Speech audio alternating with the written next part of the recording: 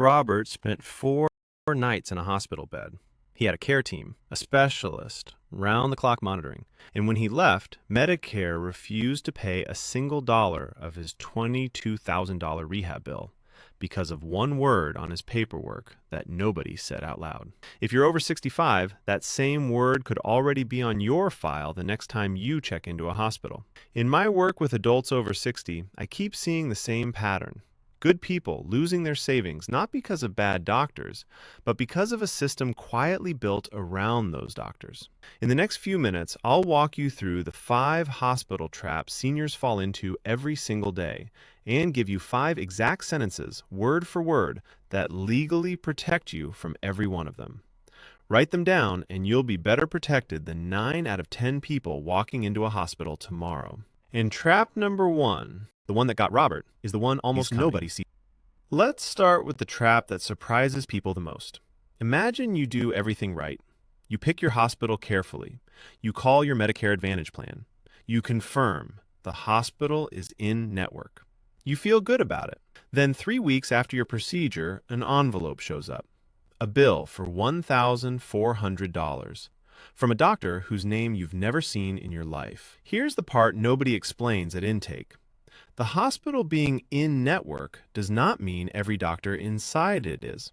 The anesthesiologist who put you under, the radiologist who read your scan, the ER physician who saw you first, many of them are contracted separately. If that one specific doctor is out of network, the bill lands on you. The building was covered, the people inside it, maybe not. Now the good news, and this is where you get your first sentence. There's a federal law called the No Surprises Act, passed to protect patients from exactly this. It gives you a right that almost nobody uses because almost nobody knows it exists. From the moment you arrive, before any procedure, before any specialist walks into your room, you can say this to the staff or the billing office. I only consent to treatment by in-network providers under the No Surprises Act. That one sentence puts the hospital on legal notice. If they bring in an out-of-network specialist after you've said it, the financial responsibility shifts to them, not you. And I want to ask you something right here, not at the end of the video, right now. Has this happened to you or someone in your family? A medical bill weeks after a hospital visit from a doctor you don't even remember seeing? Tell me in the comments what it was and how much they wanted.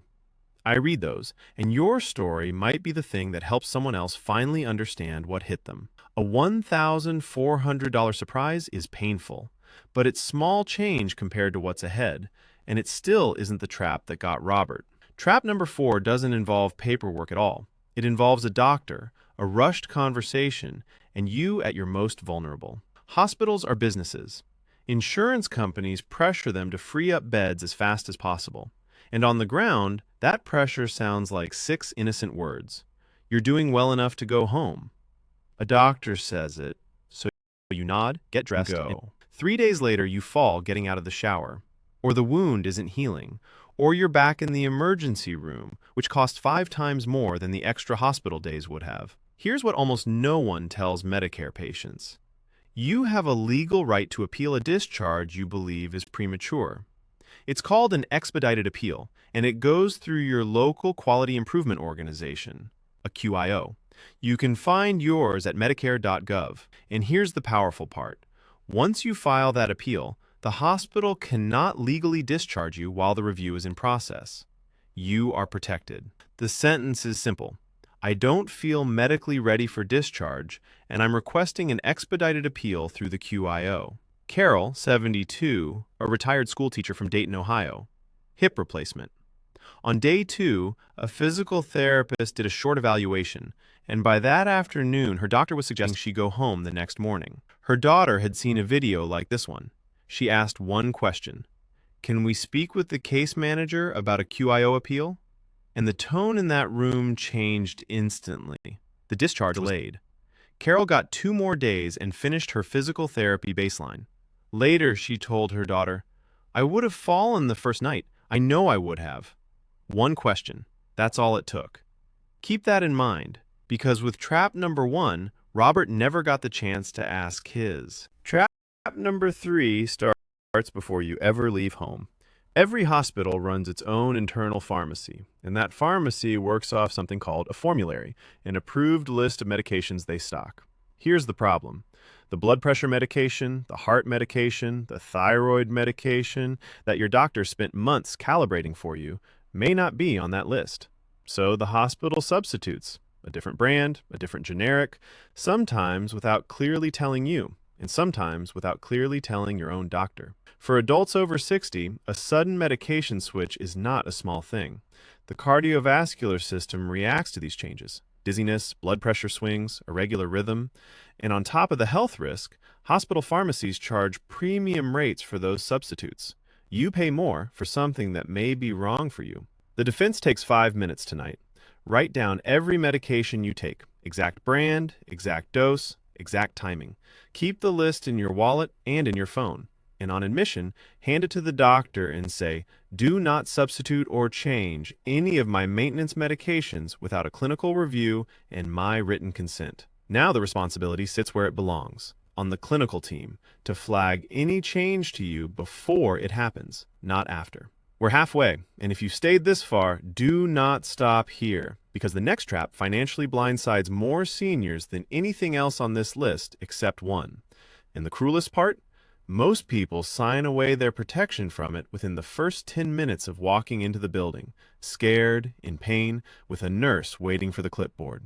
Walk into any hospital in America, and within minutes, someone hands you a stack of forms. Consent forms, privacy forms, insurance authorizations, and buried in that stack, sometimes on its own page, folded deep into a longer document, is one clause that you personally assume all financial responsibility for anything your insurance doesn't cover. Nobody reads it.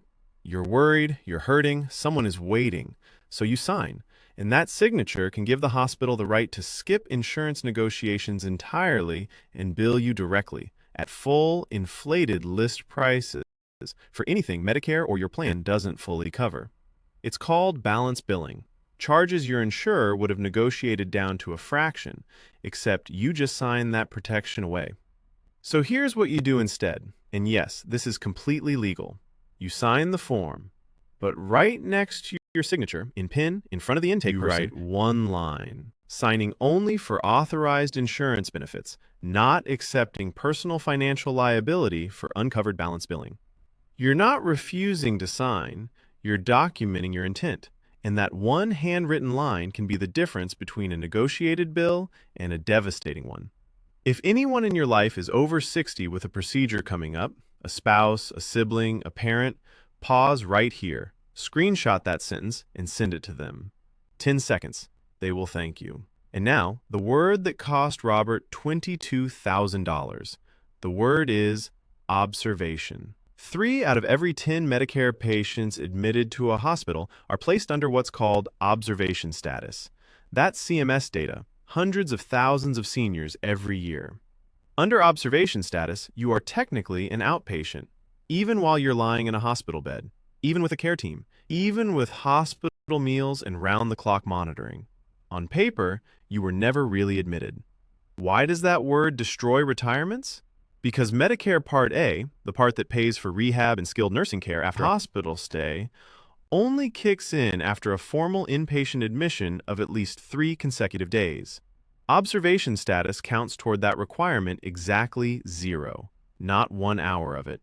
Which brings us back to Robert, 68 years old, came in with chest pain and fluid around his lungs. 4 nights in a hospital bed, a specialist, a full care team. He assumed he was admitted. Why wouldn't he? When his wife called about rehab coverage after discharge, they learned he'd been under observation the entire time. Part A didn't apply. The rehab bill? Over $22,000. Out of pocket.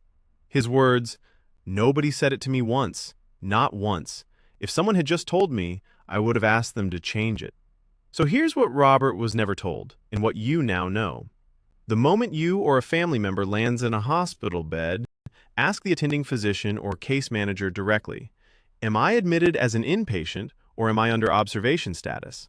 And if the answer is observation, you follow with, "I'm requesting that my status be reviewed for formal inpatient admission based on medical necessity." That request gets documented, and the care team must respond to it.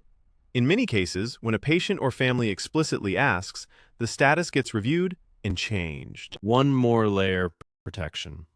Hospitals are legally required to notify Medicare patients of observation status in writing within 36 hours. It's called the MON notice, Medicare Outpatient Observation Notice. If nobody's handed you one, ask for it by name. Have I received my MOON notice? Those 5 words tell the hospital you know your rights. So let's lock this in. 5 traps, 5 sentences. This is your hospital protection plan. 1. I only consent to treatment by in-network providers under the No Surprises Act. 2. I don't feel medically ready for discharge, and I'm requesting an expedited appeal through the QIO. 3. Do not substitute my maintenance medications without clinical review and my written consent. 4. Next to your signature, signing only for authorized insurance benefits, not personal liability for balance billing. 5. Am I admitted as an inpatient or under observation status? And if it's observation, I'm requesting a review for inpatient admission based on medical necessity. Now do one thing before this video ends. Not tonight, now. Screenshot that list and send it to one person over 65 that you love. That 10-second text might be the reason their savings survive their next hospital visit. I make videos that protect the health and the independence of people over 60. The things nobody tells you until it's too late. Subscribe because the next video picks up exactly where this one ends. What happens after the hospital? The rehab and skilled nursing facility traps waiting on the other side of discharge. Everything we covered today only protects half the journey. That video will cover the rest.